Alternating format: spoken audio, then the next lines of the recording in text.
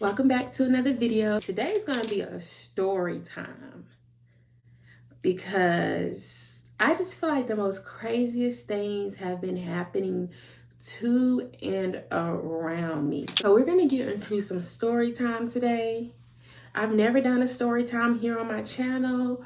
I don't even think I've ever I think I have like 2 videos talking while I'm doing my makeup. I really don't be getting into the whole trying to talk while doing makeup, but I love watching story times. That's one of my favorite things to watch on YouTube. Like when I'm watching like beauty content videos, story times at the same time. I'm just gonna be doing a complexion look, nothing too crazy. But if you are interested in the products that I'm using and you would like a more detailed beauty video, just leave a comment below and I'll be sure to get working on that upload quickly for you guys if you're interested in how the products that I'm using to apply on my face today. So I definitely don't mind doing that. Yeah, today's topic of discussion is around domestic violence. Yes, domestic violence. I just want to tell you guys about this story because it actually scared the living crap out of me. Like, I've never been this close. I think this is the closest I've ever been to a domestic violence situation in general. I might be lying. We'll get into that too.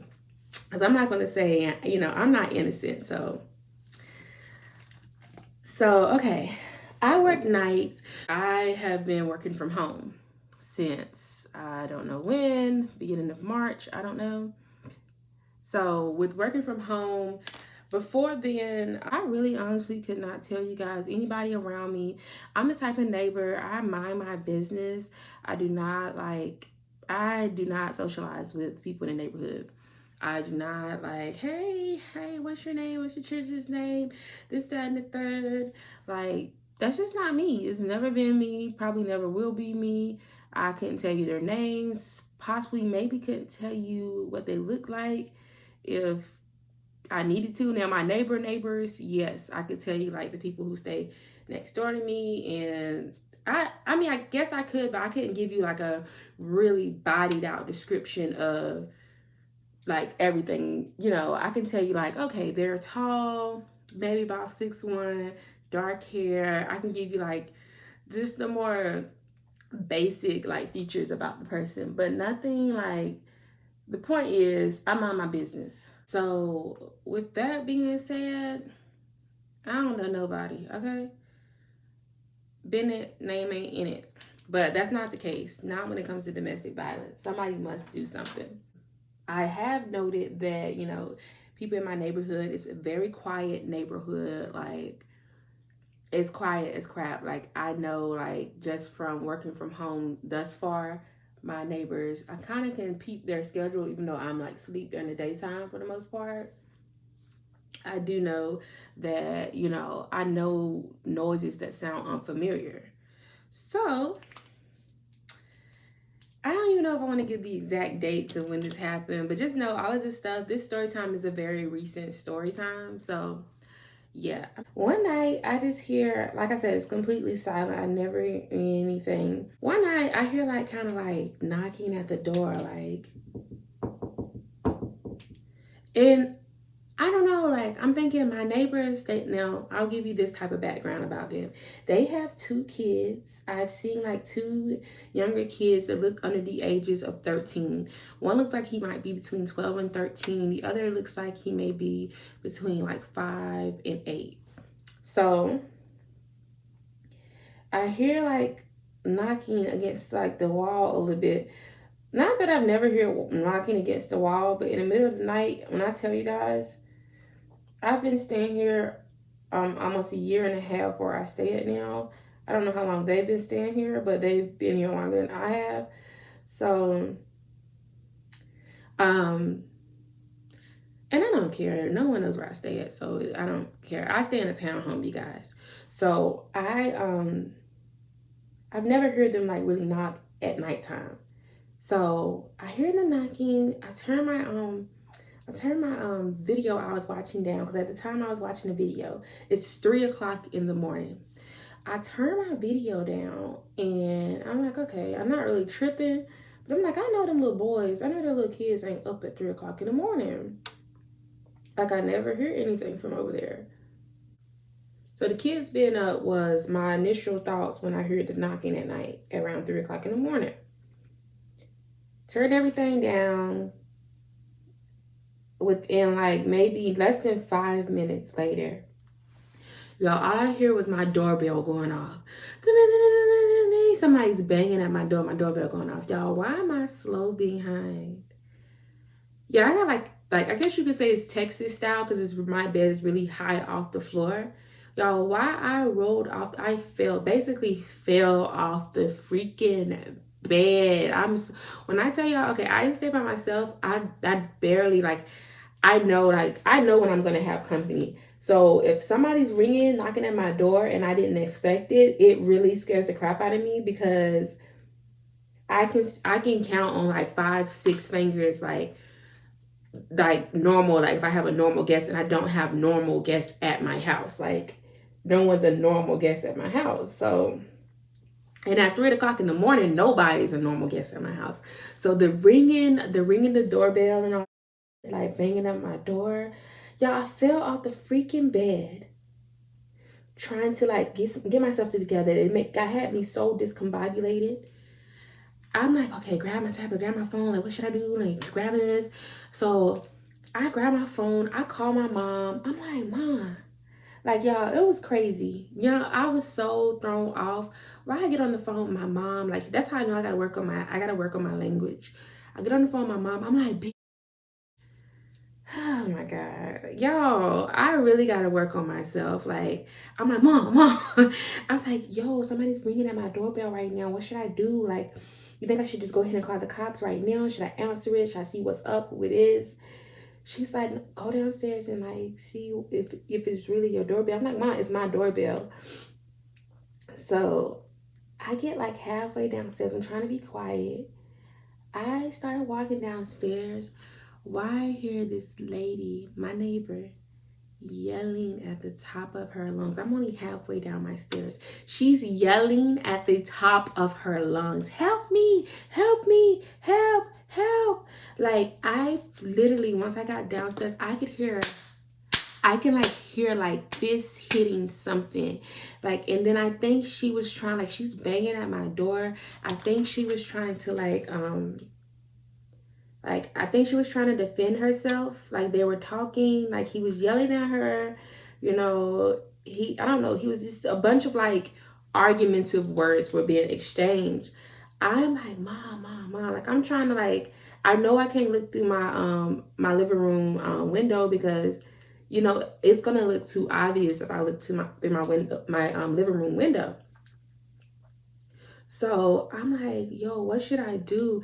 And like part of me, mind you, I know, like I'm a very logical thinker, I feel like. So back in my head, I'm like, this could be a setup, but you never know. Like I love watching suspense movies. I feel like because I like watching suspense movies, I don't like scary movies. I can't explain it to you guys. I don't like scary movies, but I love suspense movies, but it is a curse for me in real life because it will have you paranoid with real life situations, and that event, this what I'm telling you guys about right now is one of the examples of why I know it would have me paranoid. Because I'm thinking in my head like, okay, I answer the door, like how do most scary movies, suspense, some people will call it suspense, but how do much suspense or scary movies go wrong? A nosy neighbor trying to be curious, and now I'm involved and I got to die because, or not die. Dying is dramatic, but y'all see how dramatic I am. So that's why I don't need to be watching suspense movies. But now I got to die because I done tried to go be nosy or play Captain Save the World. And I don't know if it was a trap or what. Like it could be anything. Like it's 3 o'clock in the morning. It could have been human trafficking. It could have just been a number of things. So I, gave myself logic. I'm like, yo, call the cops. My mom was like, yeah, call the cops. And just call the cops. So got off the phone with my mom, called the cops immediately. Well, I went back upstairs so they couldn't hear me. I didn't know like if they were trying to test to see if I was in the house. Of course, my car was parked outside. If it was really my neighbors, which it was my neighbors, like if it was really them, and oh yeah, it got quiet out of nowhere too. So I was like, at that point, I'm like really nervous. Like, oh, like what is she? You know, y'all, I was really thinking the worst. Like I was thinking the worst. I'm like, yo, what if this man like done something like that he can't come back from to my neighbor? So I get upstairs, I go like in my beauty room, which I can see the street from my beauty room because it's like a big window. Like I can see everything. So I go in here, I call the cops, I'm giving them the information. I can't remember. It was something they were asking me that was really bothering me. I'm like, what does that have to do with somebody coming here? I just told you like this lady sound like she getting her beat.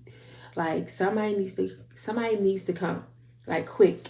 So they're trying to ask me all these details, like how do I know them? I'm like, they're my neighbors. Like, I don't know much about them. I know she knows my schedule because not like during these quarantine times, but it's been like times like I've come home from the office and I work from home like the remaining of my shift or something like that, and they've been outside smoking or something on their porch.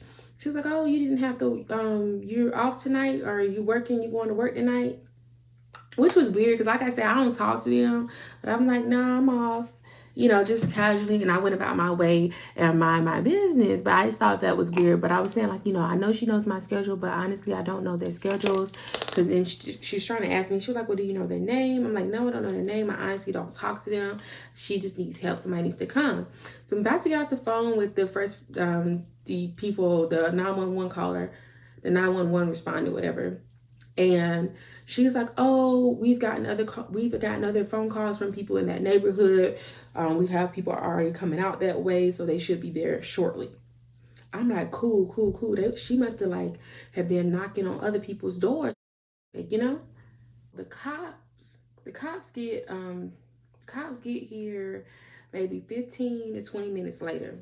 Which honestly, guys, from my neighborhood where I stay at, first, let me just say this. There's plenty of cops that stay in the neighborhood I stay in, y'all. Like, if you were to come to this neighborhood, you'll see, like, cop cars, like, parked in there, parking, outside at parking decks, like, on, like, the roundabouts of each street that have, like, dead ends and stuff like that. So, why it took 15 to 20 minutes, I know. But they got here, like, 15, 20 minutes. It was, like, 5 cop cars lined up on the street. Y'all, all I remember seeing when I looked down, I was looking through the window. They was like checking people's like license plate. You know, my car is parked beside my neighbor's car. Um, I was thinking like, why are y'all? What does a license plate got to do with this lady? Sound like she was getting her life taken from her. But the lady, she was outside. It looks like the cops had took the lady outside or whatnot, and they were talking to her. I seen the cop flash the light on this lady. Her nose was bust open, you guys. Her nose bust open. Nose bust wide open. I'm like, oh my God. Like, I'm just like in disbelief. Like, it looks like they were trying to compensate, you know, get some stuff out the house.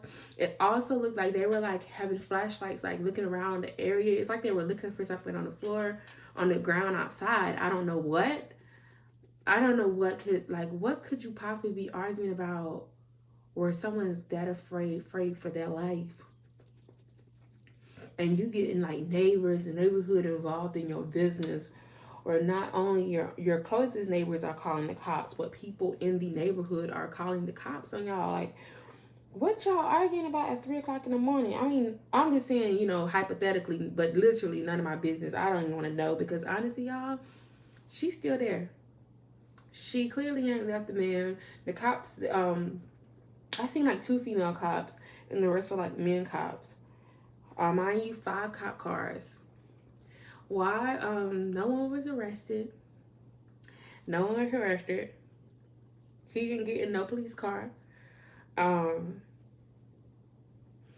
they were bringing her stuff out to her in her car or whatnot that night. They were probably there maybe a good hour and a half, I would say. After the cops left, it looked like she didn't even leave. Her car stayed there. I don't know if she slept in the car. She just went back in the house. What happened? What they told the cops?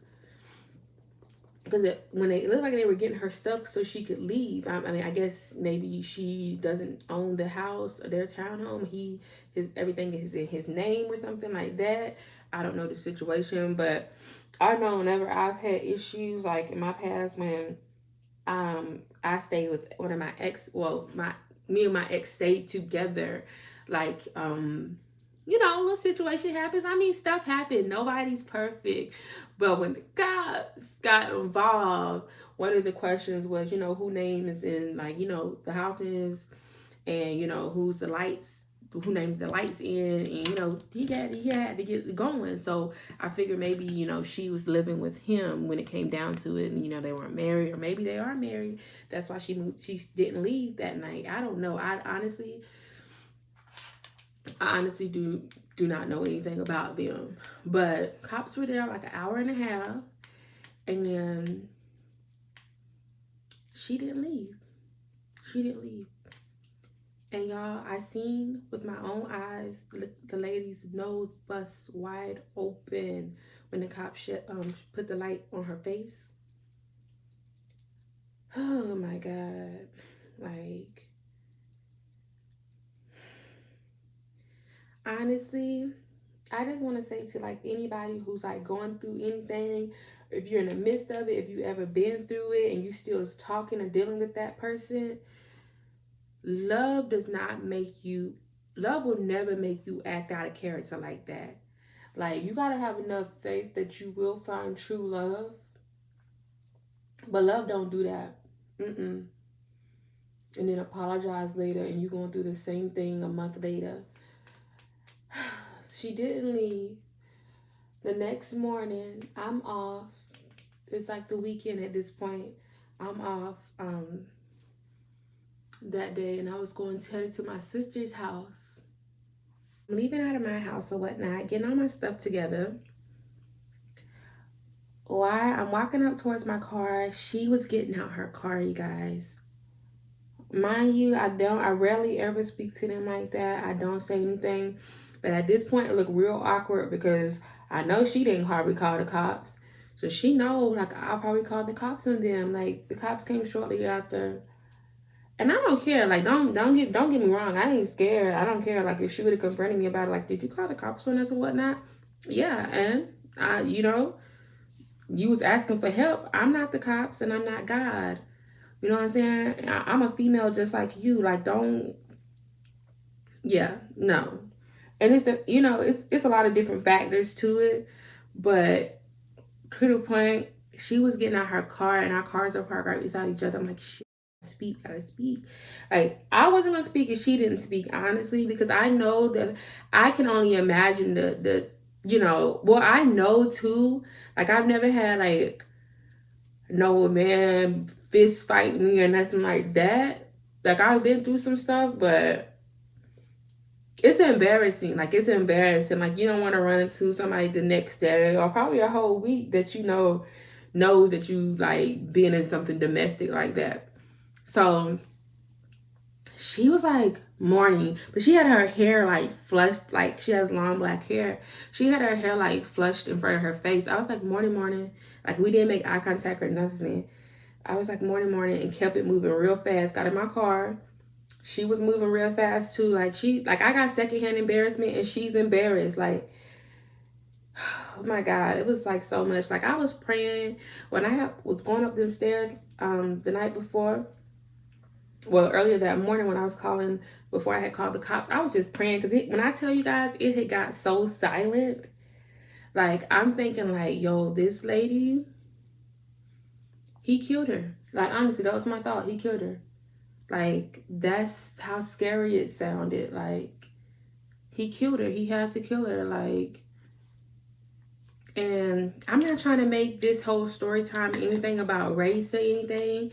And I'm trying to keep it very vague, kind of. So I'm not like I'm telling someone's business or anything. But honestly, I'm just going to say this and I'm going to keep it right here. if it was a brother, like if I feel like if it was someone that looked like me and a male with my skin complexion, somebody would have been in that cop car that night. The amount of, they had multiple calls, as the 911 representative had said, that had already called in about the situation. Her nose was bust open. That man would have been in that police car. Would have been in the police car. 9 times out of 10, we both would have had domestic violence charges. It's just crazy. Like, it's just so crazy to me. Like, just be thankful. And also, you just got to know when to walk away from the relationship or walk away from situations that do not feed you in a positive manner, do not serve you justice anymore.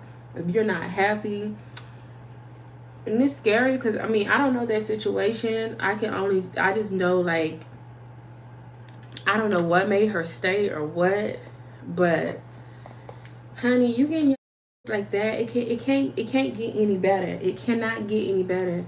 Who's to say when he'll get pissed off again? Or I know he drinks, like he'll always have like he goes like golfing. We have like a golf course out here, like, and he goes golfing like on Saturday mornings. He always has his pubs when he comes back from golfing. I do notice that, like, I'm in here in my beauty room, I might be doing my makeup, he always has his cases of beer, so I do know he drinks.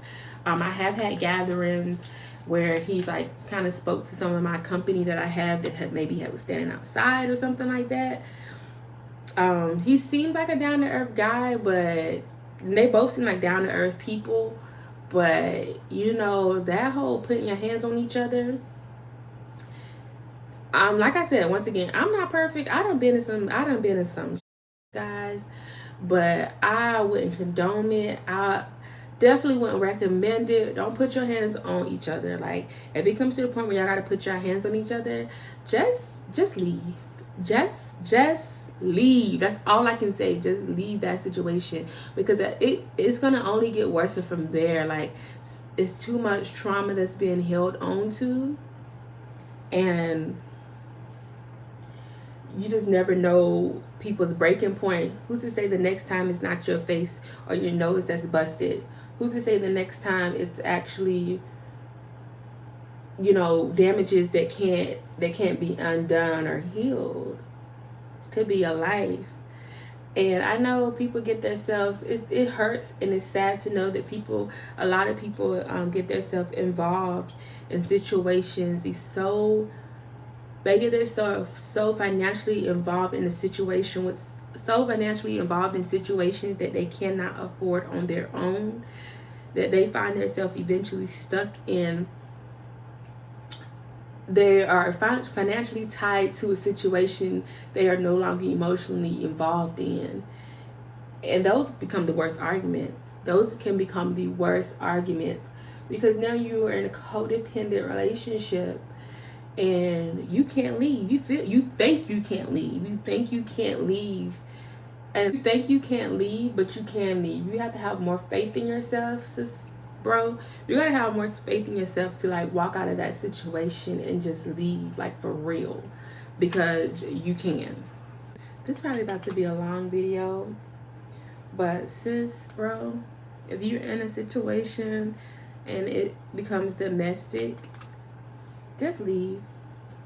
I know everything's always easier said than done, but just leave. I'm telling you, it's not, that situation is not serving you justice.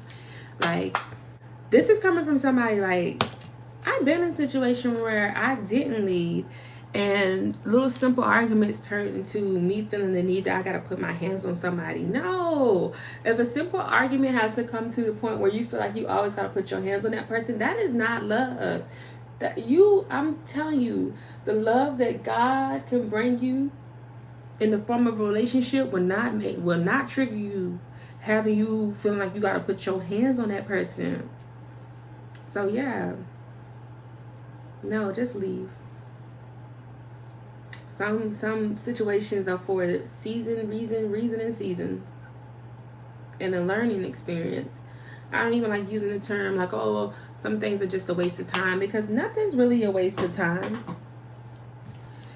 it's just some things that just take a learning, just really a real life learning experience, like just a real life learning experience. And sometimes we have to learn the hard way. And I know my condolences go out to anyone who has a loved one, friend, associate, someone they know that has lost their lives to domestic violence. My condolences go out to you, because it's nothing to play about. And if you know somebody that's currently going through a situation with domestic violence, just be an advocate for them. Like, you know, you don't gotta make it seem like you've been in their business, because it is a sensitive topic to talk about when somebody, I can only imagine, it's a sensitive topic to talk about somebody who is going through domestic violence. They don't want to be telling people, you know, yeah, I do get beat up. I am getting my ass beat. Like, my partner does have a temper. You know, that's not a topic you want to like talk about. And you know, you love that person as well, and some people, they feel like, you know, I'm not going to leave them, so it's not worth talking about, or you know, you don't want to be judged. Or at the end of the day, I promise you, once you put a little faith in the situation, in yourself, once you put faith in yourself and you get the courage to just get up and leave, and you work on yourself first and heal from that situation, the type of love God can bring you in the form of relationship, a companionship, it's going to be, you're going to be like, who? You're not even going to remember that person that put their hands on you, because A, you walked away with faith. B, after you walked away, you were focusing on self-healing and not bringing that additional, not just rushing into another relationship and bringing that trauma and pain that you suffered from the person who was beating your head up against the wall into another relationship. And C, you're like ready. You're ready to accept the love, and you're ready to give your love and happiness that you found within yourself to someone, and hopefully in the same, you will get in the same. So yeah, believe in it. Believe what I'm saying. I hope this helped. I hope this message and this story time really helped somebody and really open someone's eyes up, because baby, you deserve more than somebody who catches a temper and wants to put their hands on you. Yeah, just walk away. It's not cool on either end. I've done some things, like I said, I'm not perfect. I've done some things in my past that I'm not proud of. And I know, like, in this society, people like to make double standards. People make double standards. Like, a man, domestic violence goes both ways. You put your hand on a man, he puts his hands on you. It's domestic violence. I'm not proud of some things that I've done in the past, and it's not cute, sis. Don't, it's not. Like, it's not cute. It's not cute. You should never feel the need to want to put your hands on a man. That's one of the number one signs that he not for you. If you feel triggered to put your hands on him, just leave. Just leave. Just leave. Yep. I'm really big on minding my business, but when somebody is in harm and their life looks like it's at stake, I'm not with that. I'm not with that. Like, I'm just not with that. I'll never be with that. So, you know, somebody that's involved in a domestic situation, try to help as much as possible without, how can I say this? Like, just try to help. That's all I can say. Try to help. Whether you having to call assistance to the situation, attention to the situation, or whether you want to break it up, or I don't, you know, but try. But it's better than doing nothing, because I feel like, okay, what if I just went back upstairs and didn't call the cops, didn't do anything? Even though, honestly, the cops really ain't much help nowadays. You know, what if, and it's one thing, you know, you help people and you're like, well, what if they just go back to the person? But what if they just, you know, they go right back to that situation? I understand that too. That's when, you know, helping becomes, maybe you just need to be that word to that sister or that brother. hey, like, you like give them hope that, not like telling them that something negative about that situation, because you don't want to make it seem like you're being negative Nancy, but let them know, like give them hope that, hey, there's somebody out there for you. You don't deserve this. Let them know you are beautiful. Like maybe sometimes that's what they need to hear. Who knows? But yeah, if you know someone that's a part of that situation or you're in that situation, get out. Like honestly, y'all, she's still there. Her car's parked out there. Know what her reasoning may be. If she's there for the kids, she's there for financial reasons, she's there because maybe she still thinks she's in love, maybe it just hasn't been enough. But yeah, but once again, I know today's video was much longer, but I just wanted to bring some type of different content to my channel. And I have so many different story times, not even about other people. I have direct story times about like my situations I've been through that I don't mind sharing on this channel, on my platform, especially if it can help somebody else get through something. You never know if somebody's going through the same thing as you. But yeah, you guys comment below, like this video. You guys like this video, comment below if you really enjoyed this type of content here on my channel, this story time today, if you thought it was helpful. Yeah, I want to know. I want to know. Give me a thumbs up, My curls are dropping. I did these curls like in this U-part piece over months. Like, ooh, I scratched some makeup off my face. But yeah, I hope this is what we got, my simple glam look, okay? I'm about to take me some pictures. Yeah, this was today's simple glam. And once again, if you guys are, if you or someone is going through a situation that is like pertaining around domestic violence, if you see the signs from the get-go, you feel very triggered, super angry, you feel like you want to do something violent, that is a big sign that you probably should just walk away from that situation, like for real. If you are scared to walk away from the situation, seek help, seek counseling, seek therapy, seek close loved ones, close friends that you feel like you can confide in. I know it's hard sometimes to feel like you can confide in people, especially nowadays. Like people will spread your business and it ends up being gossip. Or in some people's cases, you still love that person that might be taking you through that hurt. But honestly,